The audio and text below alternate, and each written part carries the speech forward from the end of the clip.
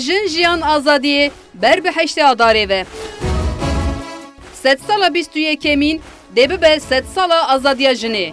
Em ê civakê biparêzin, berxwedanê geş bikin.